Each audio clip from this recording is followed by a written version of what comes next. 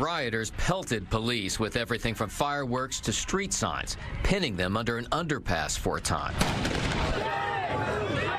Elsewhere, protesters clashed with federal officers and now hundreds of National Guard troops deployed by President Trump. Well, we're going to have troops everywhere. We're not going to let this happen to our country. The president on his way to Camp David as city officials blamed him for the unrest over recent immigration crackdowns. What we're seeing in L.A.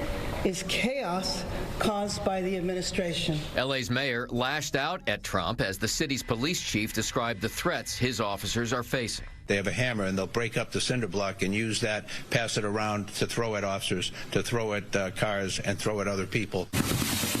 The California Governor Gavin Newsom took to X, though, to call on the president to back off, writing, "I have formally requested the Trump administration rescind their unlawful deployment of troops in Los Angeles County and return them to my command."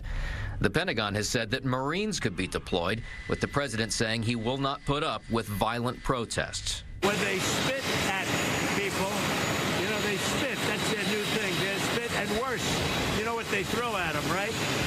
And when that happens, I have a little statement. They say, they spit, we hit.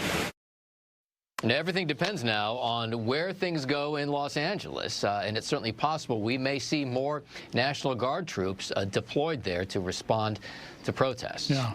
Back to you guys. Doug, I mean, was there a point in all of this, I'm assuming, over the weekend or even on Friday when, you know, it seemed like police weren't able to handle the situation or they were outnumbered?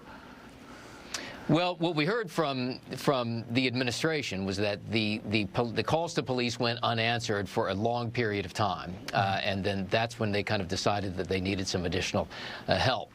Now, we also saw, for instance, you saw that video of police really getting pinned down on that overpass. You know, it's obviously gotten out of control in some areas there. Now, are they able to reinstitute control? Perhaps. Will it require more troops? Maybe.